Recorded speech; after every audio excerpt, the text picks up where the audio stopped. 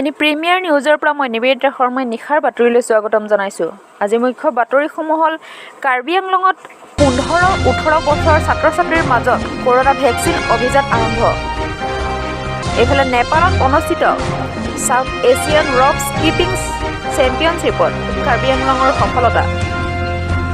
এতিয়া বিতং বাতৰি। কাৰ্বি আংলঙত 15-18 বছৰৰ ছাত্ৰ-ছাত্ৰীৰ মাজত কৰোনা ভেকচিন অভিযান আৰম্ভ। যোৱা 25 ডিচেম্বৰত দেশৰ প্ৰধানমন্ত্ৰী নৰেন্দ্ৰ মোদীয়ে ঘোষণা কৰা অনুসৰি সমগ্ৰ দেশৰ লগতে কাৰ্বি আংলং জিলাত আজিৰে পৰা 15 বছৰৰ পৰা 18 বছৰৰ যুৱক-যুৱতীসকলৰ মাজত কৰোনাৰ প্ৰতিষেধক প্ৰদান অভিযান আৰম্ভ কৰা হয়। এসপ্তাহ ধৰি চলিবলগীয়া এই বিশেষ অভিযানৰ অংশস্বৰূপে আজি বিদ্যালয়সমূহৰ স্বাস্থ্যকৰ্মীসকল দল উপস্থিত হৈ ছাত্ৰ-ছাত্ৰীসকলৰ মাজত কৰোনাৰ প্ৰতিষেধক প্ৰদান কৰে। কেইবাগৰাকী কাৰ্যবাহী দণ্ডাধীশ আজিৰ প্ৰতিষেধক প্ৰদান কেন্দ্ৰত উপস্থিত হৈ অভিযানৰ বুজ লোৱাৰ লগতে ছাত্ৰ-ছাত্ৰীসকলকো প্ৰতিষেধক লোৱাৰ বাবে উৎসাহিত কৰে। ডিফু চৰকাৰী বালক উচ্চতৰ মাধ্যমিক বিদ্যালয় প্ৰাংগণত এই উদ্দেশ্য কাৰ্বি আংলং স্বায়ত্তশাসিত পৰিষদৰ কাৰ্যবাহী সদস্য হনসিং ৰংপুৰীৰ সভাপতিত্বত অনুষ্ঠিত হোৱা এক সভাত দুগৰাকী ছাত্ৰক আনুষ্ঠানিকভাৱে ভেকচিন প্ৰদান কৰি অভিযানৰ শুভাৰম্ভ কৰে। অভিযানটোৰ শুভ উদ্বোধন কৰে কাৰ্বি আংলং স্বায়ত্তশাসিত পৰিষদৰ মুখ্য কাৰ্যবাহী সদস্য ডক্টৰ তুলিৰাম ৰংহাঙে। সভাত মুখ্য অতিথি হিচাপে থাকি কৰা ভাষণৰ প্ৰসংগত তুলিৰাম ৰংহাঙে কয় যে বিনামূলীয়া কৰোনাৰ প্ৰতিষেধক প্ৰদান অভিযানত জিলাখনৰ স্বাস্থ্য বিভাগ আৰু প্ৰশাসনে সন্মিলিতভাৱে কাম কৰি যোৱা বুলি মন্তব্য কৰে। সাংসদ হৰেণ সিং দে ভাষণত প্ৰদান কৰি কৰোনাৰ বিৰুদ্ধে অব্যাহত থকা যুঁজখনৰ ক্ষেত্ৰত এয়া এক গুৰুত্বপূৰ্ণ পদক্ষেপ বুলি অভিহিত কৰে। কাৰ্বি আংলং জিলাৰ উপায়ুক্ত দিবাকৰ নাথে প্ৰদান কৰা ভাষণত এই প্ৰতিষেধক প্ৰদান অভিযান কাৰ্বি আংলঙৰ প্ৰায় 400 বিদ্যালয়ৰ প্ৰায় 30,000 ছাত্ৰ-ছাত্ৰীক সামৰি লোৱা হৈছে বুলি মন্তব্য কৰে। এজ গ্ৰুপ 15 to 18 ইয়াৰ্ছ 15 বছৰৰ পৰা 18 বছৰৰ যিটো বয়স তেওঁলোকৰ কাৰণে ভেকচিনেশ্যন ফ্ৰী দিয়া হ'ব, ফ্ৰী ভেকচিনেশ্যন হ'ব আৰু আৰম্ভ হ'ব 3 জানুৱাৰী 2022।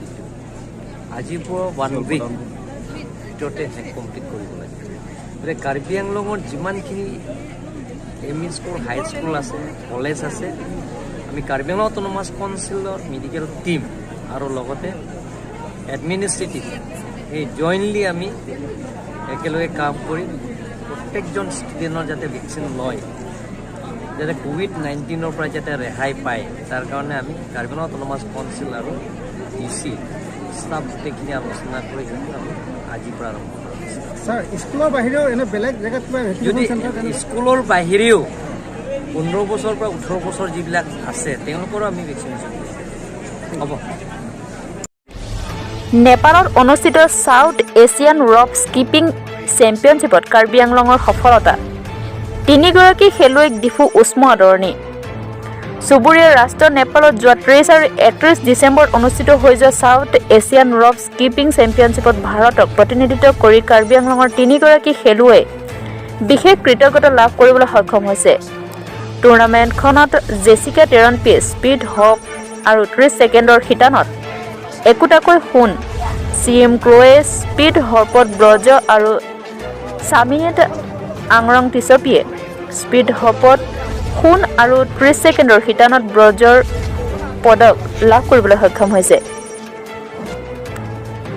ৰেলযোগে আজি 3গৰাকী খেলুৱৈ ডিফুত উপস্থিত হোৱাত ৰেল ষ্টেচনৰ পৰা ডিফু চহৰৰ মাজেৰে সমদল কৰি কাঁচা খেলপথাৰলৈ তাল খোল বজাই ক্ৰীড়াপ্ৰেমী আদৰি অনা পৰিলক্ষিত হয়।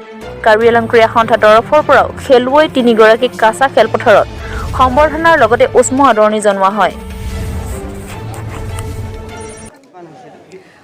টোটেল পাৰ্টিচিপেণ্টছ আমাৰ ইণ্ডিয়াৰ পৰা আমি 50 জন ৰিপ্ৰেজেণ্ট কৰিছোঁ। তাত গৈ পেলাই আমি কম্পিটিশ্যন হৈছোঁ। টোটেল মানে চব মিলাই কিনি 500 জন আহিছিলে ফ্ৰম অল দ্য কাণ্ট্ৰিজ। चाहते रहेंगे अगर बड़ों लोगों की तरफ से सपोर्ट मिलेगा तो और मेडल लाएंगे और कार्बी आंगलॉन्ग को प्राउड करेंगे। और मुझे बहुत अच्छा लगा गोल्ड में ऑल ओवर इंडिया। 2 गोल्ड मिलके और आपको किस किस गेम में गोल्ड मेडल मिला? रोप स्किपिंग में भी मिला 2 गोल्ड और जंप रोप में भी मिला 2 गोल्ड।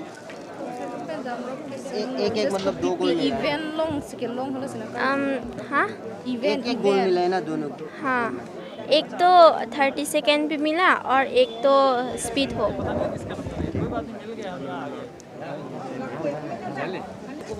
मेरा नाम सीम क्रो। कैसा फील हुआ है? अच्छा फील हुआ है मेडल लाके। तो और आगे क्या करने का? आगे खेलेंगे और सपोर्ट मिलेगा तो।